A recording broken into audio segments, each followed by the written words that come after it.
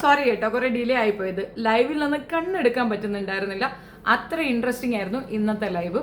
കാരണം ആദില നൂറയും ഷാനവാസും തമ്മിൽ പൊരിഞ്ഞ അടിയാണ്. അടിയുടെ കാരണം മെയിൽ ഷോവോനിസ്റ്റ് എന്ന് പുള്ളിയെ പറഞ്ഞ കാര്യം തൊട്ട് മോഹൻലാൽ വന്ന ആ ഒരു എപ്പിസോഡ് റിലേറ്റ് ചെയ്തിട്ട് ആദില നൂറ എടുത്ത ഡിസിഷനേക്കാൾ വലിയൊരു ഡിസിഷൻ ഷാനവാസ് എടുത്തിട്ടുണ്ടെന്നത് വ്യക്തം. അവർ തമ്മിൽ നല്ല ക്ലാഷായി. അതിൻ്റെ മൂർധന്യ ഘട്ടത്തിലാണ് നിൽക്കുന്നത്. അനീഷിനോട് പോയി കാര്യം പറയുന്നിടത്ത് നമുക്ക് മനസ്സിലാകുന്നുണ്ട് ഷാനവാസ് എന്താണ് അനുഭവിക്കുന്നതെന്ന്. സത്യത്തിൽ ഷാനവാസ് ഒരു മണ്ടനാണ് കേട്ടോ. ഞാനൊരു സീരിയൽ ലവറല്ല, അതുകൊണ്ട് തന്നെ ഇവരുടെ ആരുടെയും സീരിയൽ ഞാൻ കണ്ടിട്ടില്ല. പക്ഷേ ഒരു പേഴ്സണാലിറ്റിയൊക്കെ നമ്മളൊന്ന് ജഡ്ജ് ചെയ്ത് എടുക്കുകയാണെന്നുണ്ടെങ്കിൽ ഷാനവാസിനൊക്കെ ഭയങ്കര അക്സെപ്റ്റൻസ് ഉണ്ട്. കാണാനൊക്കെ നല്ല ഭംഗി, ആറ്റിറ്റ്യൂഡ്, ആ മീശ പിരിക്കൽ, ആകെ മൊത്തം ഒരു നല്ല അട്രാക്റ്റീവ് ക്യാരക്ടർ തന്നെയാണ്. യൂഷ്വലി നമ്മൾ ഈ സീരിയൽ ലവേഴ്സ് ആയിട്ടുള്ള വീട്ടമ്മമാരുടെ ഒരു മനസ്സിലേക്ക് ഇടം നേടാൻ തക്കവണ്ണമുള്ള എല്ലാ ഫ്യൂച്ചേഴ്സും ഉള്ള ഒരു വ്യക്തിയാണ് ഷാനവാസ്. അതുകൊണ്ട് തന്നെ പുറത്ത് നല്ല അക്സെപ്റ്റൻസ് ഉണ്ടാകാനും ചാൻസ് ഉണ്ട്, സമ്മതിച്ചു. പക്ഷേ അതിനകത്ത് പോകുമ്പോൾ അവിടെ കാണിക്കേണ്ട ചില മര്യാദകളുണ്ട്. പുള്ളി അത് മറന്നു, അത് തുറന്നു പറയുന്നുണ്ട്. ആ തുറന്നു പറച്ചിലുണ്ട് ഷാനവാസ് ഒരു പരാജയമായി പോയി എന്നുള്ളത്. നല്ലൊരു കണ്ടസ്റ്റൻ്റ് ആണ്, നഷ്ടമായി പോകുമോ എന്നൊരു ഭയം എനിക്കുണ്ട്. ഞാനത് തുറന്നു പറയുന്നു. വാസ്തവത്തിൽ അയാൾ ജയിക്കണമെന്നുള്ളത് എൻ്റെ ആത്മാർത്ഥമായ ആഗ്രഹമാണ്. ആദില നൂറ ഭയങ്കര മോശപ്പെട്ട ക്യാരക്ടേഴ്സ് ആണെന്ന് ഒന്നുകൂടെ റിവീൽ ആകുന്നു എന്നുള്ളതാണ്. അതിൽ ആ നൂറയുണ്ടല്ലോ പെട്ട് നിൽക്കുക. ആദില എന്ന വ്യക്തി എന്താണെന്ന് മനസ്സിലാക്കാൻ നൂറ എല്ലാ എപ്പിസോഡും കാണുക, കമ്പൽസറി കാണണം. നൂറ Bigg Boss season 7 full episode ഇരുന്ന് കണ്ടാൽ മാത്രം മതി ആദില എന്താണ് എന്ന് അവൾക്ക് മനസ്സിലാക്കും. അവളുടെ അമ്മ പറയുന്നത്, അവളുടെ സഹോദരങ്ങൾ പറയുന്നത്, അവളുടെ ചുറ്റുമുള്ളവർ പറഞ്ഞത് ഒക്കെ സത്യമാണെന്ന് മനസ്സിലാകാൻ ആദിലയ്ക്ക്, നൂറയ്ക്ക് ആദിലയുടെ ക്യാരക്ടർ മനസ്സിലാകാൻ ഈ എപ്പിസോഡുകൾ ഫുൾ കണ്ടാൽ മാത്രം മതിയാകും എന്നുള്ളതാണ് എൻ്റെ ഒരു വശം. സത്യത്തിൽ ഈ 2 പെൺപിള്ളേര് ആ മനുഷ്യനെ പറ്റിച്ച് അയാളുടെ പുറത്ത് നിന്നുകൊണ്ടാണ് അവിടെ നിന്നതെന്നുള്ളത് വ്യക്തം. അത് കൃത്യമായി ഓപ്പൺ ആകുന്നു. ബിഗ് ബോസിന് ഇത് അറിയായിരുന്നു. ബിഗ് ബോസ് ഷാനവാസിനെയാണ് വാൺ ചെയ്തത്. നമ്മൾ ധരിച്ചത് ആദിലെ നൂറയാണ് വാൺ ചെയ്തതെന്നാണ്. ആദിലെ വാൺ ചെയ്തു എന്നാണ് മനസ്സിലായത്. അല്ല, ഷാനവാസിനെയാണ് ബിഗ് ബോസ് വാൺ ചെയ്തത്. ബിഗ് ബോസിന് ആവശ്യം ഷാനവാസ് റിക്കവർ ആവുക എന്നുള്ളതാണ്. ഷാനവാസ് അതായി എന്ന് വിശ്വസിക്കുന്നു, അറിയത്തില്ല. രാത്രിയൊക്കെ ആകുമ്പോൾ അവളുമാർ വീണ്ടും പോയിരുന്ന് കുണുണാ പറയും. അയാളാണെങ്കിൽ ഒരു ഫാമിലി മാൻ ആണ്. കുറേ കാര്യം പറയുന്നുണ്ട്, അതൊക്കെ സ്പെല്ലിംഗ് മിസ്റ്റേക്കാണ്. ഡൗറി കൊടുത്തു എന്നും മറ്റുമൊക്കെ പറയുന്നുണ്ടല്ലോ, അതൊക്കെ സ്പെല്ലിംഗ് മിസ്റ്റേക്കാണ്. എന്നിരുന്നാലും കുടുംബത്തെ നോക്കിയെന്നും അങ്ങനെ ചെയ്തു ഇങ്ങനെ ചെയ്തു എന്ന് പുള്ളി ഇങ്ങനെ കംപ്ലൈൻറ്റ് ബോക്സാണ് പറഞ്ഞുകൊണ്ടേയിരിക്കുന്നുണ്ട്. എൻ്റെ ഉമ്മായി ഞാൻ നോക്കി, മരണം വരെ നോക്കി, അത് നോക്കി ഇത് നോക്കി ഒക്കെ പറയുന്നുണ്ട്. അത് ആ വിഷമമുണ്ടല്ലോ, വിഷമത്തിൻ്റെ ആധിക്യത്തിൽ പറയുന്നതാണ്. ഭയങ്കര പെയിനുണ്ട് പുള്ളിക്ക് കേട്ടോ. പെങ്ങന്മാരെന്നല്ല, മക്കളായിട്ടാണ് കരുതിയേ. മക്കളായിട്ടൊക്കെ കരുതാനും മാത്രം അവളുമാരില്ല. അത് അറിയാത്തത് കൊണ്ടാണ് ഷാനവാസിന്. ഷാനവാസ് ഒരു വാക്ക് പറഞ്ഞപ്പോഴത്തേക്ക് തന്നെ എനിക്ക് ഷാനവാസിൻ്റെ ഒരു പൊസിഷൻ മനസ്സിലായി. പുറത്ത് എന്താണെന്ന് എനിക്കറിയത്തില്ല, നിങ്ങൾക്ക് എന്ത് സംഭവിച്ചു എന്നും എനിക്കറിയത്തില്ല, നിങ്ങളുടെ ലൈഫിൽ എന്തായിരുന്നു എന്നും എനിക്കറിയത്തില്ല. ഇതിനകത്ത് ഞാൻ നിങ്ങളെ സപ്പോർട്ട് ചെയ്യുന്നു എന്ന് പുള്ളി പറഞ്ഞു. അതായത് പോകാൻ നേരത്തെ വന്ന 2 ഇബിലീസിന്റെ മക്കളുണ്ടല്ലോ, ഇവറ്റകൾ പോയി ഒരു ഉപദേശം കൊടുത്തിട്ട് പോയി, നോക്കിക്കോണേ ഒറ്റയ്ക്കേ ഉള്ളോളെന്ന്. അയ്യോടി, 2 കൂടെ പോയി ഏൽപ്പിച്ചിട്ട് വന്നതാ. ആ പാവപ്പെട്ടവൻ അവിടെ ഒരു പ്ലെയർ ആണെന്നും അയാളെ പോയി അങ്ങനെ ഒരു ദൗത്യം ഏൽപ്പിച്ചു കൊടുക്കുമ്പോൾ അയാളുടെ ലൈഫ് അത് റിസ്ക് ആവും എന്നുള്ള ബോധം പോലും ഇല്ലാതെ ചെയ്തു. ആ ബോധമൊക്കെ ഉണ്ട്. ഇവർ ജയിക്കുക എന്നുള്ളത് അവരുടെ ഒരു അനിവാര്യതയാണല്ലോ. അതാണ്. ഒരു കാര്യം പറയാം, കേരളം നാണം കിടും ഇവറ്റുകൾ ആരെങ്കിലും ഒരാൾ ജയിച്ചാൽ പോലും. അത് സത്യമാണ്. നമ്മൾ നാണം കിടും. നമ്മളുടെ തോൽവിയായിരിക്കും ഈ ആദിലയോ നൂറയോ ഒരാൾ ജയിച്ചാൽ. അത്രയേ ഉള്ളൂ. അത്ര അധപ്പതിച്ചു നമ്മളെന്ന അർത്ഥം. ഒരു വ്യക്തി എന്ന നിലയിൽ ഈ 2 യാതൊരു വ്യക്തിത്വം ഇല്ലെന്ന് ആ മനുഷ്യൻ പറയുന്നുണ്ട്. അയാൾക്കൊപ്പം നിന്ന് അയാളോടുകൂടി സഹോദരനായിട്ടും അച്ഛനായിട്ടും ഒക്കെ അയാളെ അങ്ങോട്ട് വീഴ്ത്തി അയാളെ കൊണ്ട് ചെയ്യിക്കാവുന്ന അത്രയും ചെയ്യിച്ച് അയാളുടെ സർവത്ര ഹെൽപ്പും വാങ്ങി ഇതുവരെ അവിടെ നിലനിന്ന് പോണ ഈ 2 വീരശൂര പരാക്രമികളാണ്.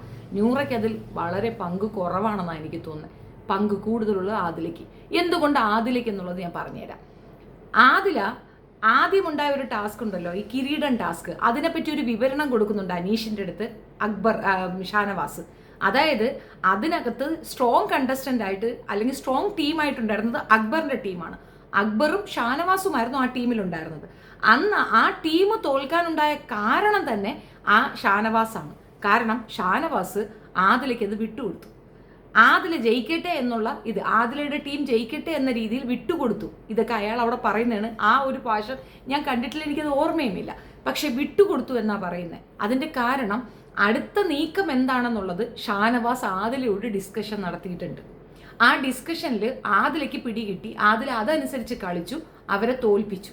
പക്ഷെ രണ്ടാമത് ഇവർ കളിക്കേണ്ട ഒരു പൊസിഷൻ വന്നപ്പോഴത്തേക്ക് ഇവരോട് അതേപോലെ തിരിച്ച് എനിക്ക് ഫേവർ ചെയ്യുമെന്ന് തെറ്റിദ്ധരിച്ചുകൊണ്ട് ഷാനവാസ് പോയി ചോദിക്കുമ്പോൾ പറഞ്ഞു കൊടുത്തില്ല. പകരം അവർ ജയിച്ചു. പിന്നീട് അത് തുറന്നു പറയുകയും ചെയ്യുന്നു. ഈ കാര്യം അറിഞ്ഞപ്പോൾ പുള്ളി ആകെ തകരുന്നു. ആ തകർച്ചയിൽ പുള്ളി ഒന്ന് കരഞ്ഞു. ആ കരച്ചിലിന് മറുകരച്ചിൽ കരഞ്ഞുകൊണ്ട് ആ ആദില പ്രതിവിധി തേടി. ആ പ്രതിവിധി തേടുന്നതിൻ്റെ ഇടയ്ക്ക് അയാളുടെ ഏറ്റവും വീക്കസ്റ്റ് പോയിന്റായ ആ ഒരു കാര്യം ഫാമിലി അതെടുത്തങ്ങ് കിട്ടും. എനിക്ക് നിങ്ങൾ കരഞ്ഞപ്പോൾ എൻ്റെ ഉപ്പ കരയുന്നതായിട്ട് തോന്നി പോലും. ഈ ഉപ്പായെയാണ് അവൾ പറഞ്ഞത് കയറി ബലാത്സംഗം ചെയ്യാൻ ശ്രമിച്ചെന്ന്. ആദിലയുടെ ഉപ്പായെ പോലെ ആണ് ഷാനവാസിനെ കാണുന്നതെന്നാണ് ഷാനവാസിനോട് ആദില അതിനകത്ത് പറഞ്ഞ കാര്യം. സ്വന്തം ഉപ്പ റേപ്പ് ചെയ്തു എന്ന് പബ്ലിക്കിൽ പറഞ്ഞ വ്യക്തി ആദില. അപ്പോൾ റേപ്പ് ചെയ്ത വ്യക്തിയായിട്ടാണ് അയാൾക്ക് തോന്നിയതെന്നുള്ളതാണ്. എന്ത് ഒന്നും പറയാനില്ല കേട്ടോ.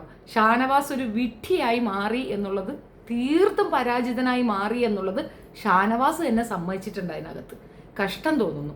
ആ പെമ്പിള്ളരുണ്ടല്ലോ 2 എണ്ണം. ഒരു കാര്യം പറയാം, നമ്മളെ ഇന്നവരെ വളർത്തിയവരെ തള്ളി പറഞ്ഞുകൊണ്ട് ഒരാൾ നിങ്ങൾക്കൊപ്പം വന്നാൽ വിശ്വസിക്കരുത്. ലോകത്തൊരാൾക്കും അങ്ങനെ ചെയ്യാൻ സാധിക്കില്ല. അങ്ങനെ ഒരാൾ ചെയ്യുന്നുണ്ടെങ്കിൽ അത് ലോകക്കൂറയായിരിക്കും. സ്വന്തം മാതാപിതാക്കൾ എന്ത് രീതിയിൽ ഏത് രീതിയിൽ അട്രോസിറ്റി കാണിച്ചാൽ പോലും നമ്മൾ അതിന് മൈൽഡായിട്ടേ പ്രതികരിക്കുള്ളൂ. അല്ലെങ്കിൽ നമ്മൾ ആ സ്ഥലത്ത് നിന്ന് മാറിപ്പോകും. മറ്റൊരിടത്ത് പോയി ഇരുന്നു കൊണ്ടും ഇത്രയും പബ്ലിക്കായി ഇത്രയും മോശപ്പെട്ട രീതിയിൽ ആ കുടുംബത്തിനെ അവഹേളിച്ചവരാണ് ഈ 2 എണ്ണം. ആദില വിഷയം എനിക്കറിയില്ല, നൂറയുടെ വിഷയം നിങ്ങൾ ഓർത്തു നോക്കുക. ആ കുടുംബത്തിനെ പറ്റി പട്ടു മോശമാണ് ഈ പെണ്ണ് പറഞ്ഞിട്ടുള്ളത്. അത്രത്തോളം വൃത്തികേട് പറഞ്ഞ ഇവളുമാരെ അടുപ്പിക്കുന്നവർക്ക് അതിനേക്കാൾ ഭയാനകമായത് എന്തോ വരാനിരിക്കും. അതുകൊണ്ടാണ് ഞാൻ പറഞ്ഞത് ഇവരെ നീക്കി നിർത്തണം, അല്ലാതെ അവരുടെ LGBTQ ലെവലല്ല. ഇനി വേറൊരു കാര്യം കൂടെ ഷാനവാസ് പറയുന്നുണ്ട്. അതാണ് ഇതിനകത്ത് ഏറ്റവും ഇമ്പോർട്ടൻ്റ് ആയിട്ടുള്ള ഒരു മെസ്സേജ്. ഇഷ്ടമുള്ളവർ കേട്ടാൽ മതിയാകും.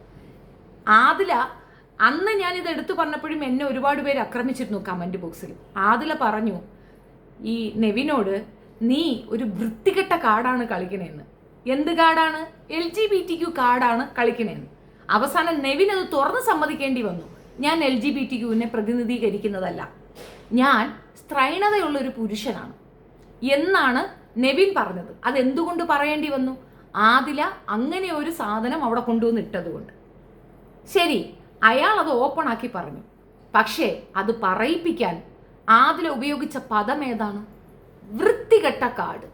അപ്പോൾ ആദിലയ്ക്കറിയാം LGBTQ എന്ന് പറയുന്ന സാധനം വൃത്തികെട്ടതാണ് എന്ന്, ഇല്ലേ? കൂടെ ചേർത്ത് നിർത്തുന്ന LGBTQ മന്ദബുദ്ധികളെ, നിങ്ങൾക്കും കൂടെയാണിത്.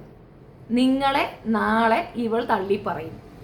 ഇവൾക്ക് ആ നൂറ എന്ന കുട്ടി നഷ്ടപ്പെടുന്ന ഒരു അവസ്ഥ വന്നാൽ അതിന് കാരണക്കാരാകുന്ന ആരൊക്കെയുണ്ടോ അവർക്കൊക്കെ ഇട്ട് അവൾ പണിയും. എഴുതി വെച്ചോളൂ. ഞാനും പറയുന്നു, ഏറ്റവും അധികം, അതായത് ഉസ്താദുമാരൊക്കെ ഏറ്റവും കൂടുതൽ ആക്രമിച്ചൊരു സമയമുണ്ട് സിയാ പവലിനെയൊക്കെ. അന്ന് അവർക്ക് വേണ്ടിയിട്ട് കേസ് കൊടുക്കാൻ തയ്യാറായി നിന്നവളാണ് ഞാൻ. അത്രത്തോളം അവർക്കൊപ്പം നിന്നവളാണ് ഞാൻ. ഞാൻ ഈ ഒരു വിഷയത്തിൽ മാറ്റി പറയുന്നുണ്ടെങ്കിൽ, നിങ്ങൾക്ക് എഗൻസ്റ്റ് ആയിട്ട് സംസാരിക്കുന്നുണ്ടെങ്കിൽ, ഈ വിഷയം നോർമലൈസ് ചെയ്യാൻ പറ്റില്ല എന്നുള്ളത് കൊണ്ടാണ്. ഇതിലൊരു വൻ കളവുണ്ട് എന്നുള്ളതാണ്. നിങ്ങൾക്ക് കിട്ടുന്ന അക്സെപ്റ്റൻസ് പോലും പൊതുസമൂഹത്തിൽ കിട്ടാതാകും ഇവർക്കൊപ്പം നിന്നാൽ എന്ന് പറയുന്നത് അത് പൂർണ്ണ ബോധ്യപ്പെട്ടത് കൊണ്ടാണ്. അത് മനസ്സിലാക്കാനുള്ള വലിയ മാനസികതൊന്നും ഇല്ലാതെ പലരും പല കോലങ്ങളും പറയുന്നു. പല കോൾസും വരുന്നുണ്ട്, എനിക്കറിയാം. നിങ്ങൾക്ക് എന്നോട് എത്ര ശത്രുത തോന്നിയാലും എൻ്റെ ബോധ്യങ്ങളെ എനിക്ക് പറയാൻ പറ്റുള്ളൂ. ഞാൻ മനസ്സിലാക്കിയ കാര്യമേ എനിക്ക് പറയാൻ പറ്റുള്ളൂ. എനിക്ക് മനസ്സിലായ കാര്യമാണ്. ആദില എന്ന വിഷജന്തുവിന് വേണ്ടിയിട്ട് ആ പെൺകുട്ടിയുടെ ലൈഫാണ് അവിടെ നഷ്ടപ്പെട്ടത്. അതേ സെയിം സാധനം ഷാനവാസ് എന്നൊരു ഗ്രേറ്റ് ആക്ടറിന് നഷ്ടപ്പെട്ടിരിക്കുകയാണ്. സത്യത്തിൽ സങ്കടമുണ്ട്. അയാൾക്ക് ഈ കപ്പ് കിട്ടുക എന്നുള്ളത് വലിയൊരു ആഗ്രഹമാണ്. കിട്ടിയിരുന്നെങ്കിൽ ഭാഗ്യം. അനീഷും അയാളുമാണ് സത്യത്തിൽ അവിടെ ഇന്നസെൻ്റായി നിൽക്കുന്നതെന്ന് എനിക്ക് ഇപ്പോൾ തോന്നുന്നു. ബാക്കിയൊക്കെ പോക്കാം. ഇനി അനുമോളുടെ കേസ്, അനുമോള് കൈവിട്ടു കഴിഞ്ഞു. അനുമോള് വല്ലാത്തൊരു ട്രാപ്പിലാണുള്ളത്. അതിൽ നിന്ന് അവളിനി ഓവറായി വരുമെന്ന് എനിക്കറിയില്ല. അവളെ ഉപദേശിച്ച് നേരെയാക്കാനും പറ്റത്തില്ല. പുറത്ത് നല്ല ഫാൻ ഫെയിം ഉണ്ട്. അതുകൊണ്ട് ഇനി എന്തെങ്കിലും മാറ്റങ്ങൾ ഉണ്ടാകുമോ? വോട്ട് കൂടുതൽ കിട്ടാൻ ചാൻസ് ഉണ്ടെങ്കിലും നന്നായി പ്ലേ ചെയ്തത് ഇവർ രണ്ടുപേരാണ്. എനിക്ക് മനസ്സിലായ കാര്യമാണ് പറഞ്ഞത്. പക്ഷേ ഷാനവാസ് മൊത്തം പൊളിഞ്ഞു നിൽക്കുകയാണ്. അനീഷ് അത് വ്യക്തമായി പറഞ്ഞു, നിന്റെ കാര്യങ്ങളോട് എനിക്ക് വിരുദ്ധാഭിപ്രായമുണ്ട്. തീർച്ചയാണ് ഇനി ഷാനവാസ് അവിടെ ജയിച്ചാൽ അത് സത്യം പറഞ്ഞാൽ ആ ഷോയോട് കാണിക്കുന്ന നീതികേടാണ്. കാരണം ഷോയിൽ കാണിക്കേണ്ട ധാർമ്മികത അയാൾ കൈയൊഴിഞ്ഞു ഈ ആദില നൂറയ്ക്ക് വേണ്ടിയിട്ട്. ഗെയിമിൽ അയാൾ ഈ ആദില നൂറയ്ക്ക് വേണ്ടി നശിപ്പിച്ചു. ഇപ്പോൾ ആര്യൻ്റെ ഗെയിം നശിപ്പിച്ചു. ആർക്ക് വേണ്ടി? ആദില നൂറയോടുള്ള സിൻസിയോറിറ്റി, അവരോടുള്ള ഇൻറ്റിമേസി കാണിക്കാൻ വേണ്ടിയിട്ട് അത് നശിപ്പിച്ചു. ആകെ മൊത്തത്തിൽ ഷാനവാസ് എന്ന വ്യക്തി പൂർണ്ണമായും നശിപ്പിക്കപ്പെട്ടു ഈ രണ്ടെണ്ണത്തിന് വേണ്ടിയിട്ട് എന്നാണ് മനസ്സിലാക്കുന്നത്. പെങ്ങളൂട്ടി സ്നേഹം, മകളോടുള്ള സ്നേഹം, തൻ്റെ മകളുടെ സ്ഥാനത്താണ് അയാൾ ഈ കുട്ടികളെ കണ്ട് എന്നുള്ളതാണ് വസ്തുത. ഞാൻ ഈ ഷാനവാസിൻ്റെ മകളെ പറഞ്ഞപ്പോൾ അയാൾ പുറത്തു വന്നാൽ അത് കാണണമെന്നുള്ളത് കൊണ്ട് തന്നെയാണ് ഞാൻ പറഞ്ഞത്. അയാൾ കണ്ടെന്നെ വിളിക്കണമെന്നുള്ളത് കൊണ്ട് തന്നെയാണ് ഞാൻ പറഞ്ഞത്. അയാൾക്കത് മനസ്സിലാക്കി കൊടുക്കണമെന്നുള്ളത് കൊണ്ട് തന്നെയാണ്. കാരണം മകളെ പറഞ്ഞാലേ അയാൾക്ക് മനസ്സിലാവുള്ളൂ. സ്വന്തം കുഞ്ഞ് ഇതുപോലൊരു തോന്നിവാസം കാണിച്ചിട്ട് സ്വന്തം അപ്പൻ കയറി പിടിച്ചു എന്ന് പറഞ്ഞാൽ ഷാനവാസ് അത് താങ്ങുമോ എന്ന ചോദ്യം വളരെ റെലവൻ്റ് ആണ്. അതിനകത്ത് കൊച്ചിനെ പറഞ്ഞു എന്ന് പറഞ്ഞുകൊണ്ട് ആരും വരണ്ട. അതങ്ങനെ മനസ്സിലാവുള്ളൂ അയാൾക്ക്.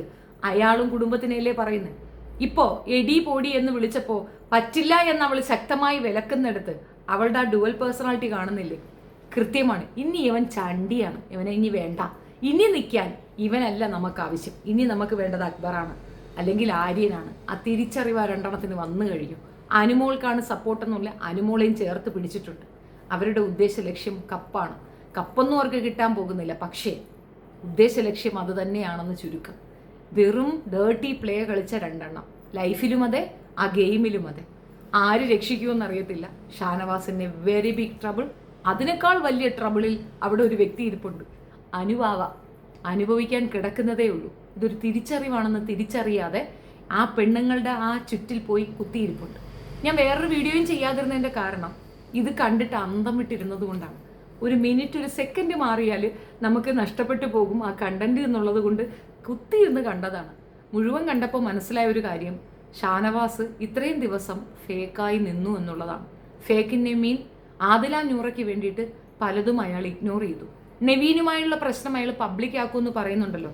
ഇനി എന്താണ്? ഞങ്ങൾക്കൊക്കെ മനസ്സിലായി. അവിടെ ഉള്ളവർക്കും കൂടെ മനസ്സിലാക്കി കൊടുത്താൽ മതി എന്നുള്ളത് എനിക്ക് പറയാനുള്ളൂ.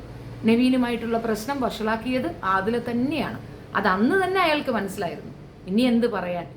ഇതിനേക്കാൾ വലിയ കാര്യങ്ങൾ അവിടെ നടന്നിരിക്കുന്നു. അയാൾ ഓരോന്നോരോന്ന് ഓർത്തെടുത്ത് പറയുകയാണ്. എന്ത് നടക്കുമെന്ന് അറിയത്തില്ല.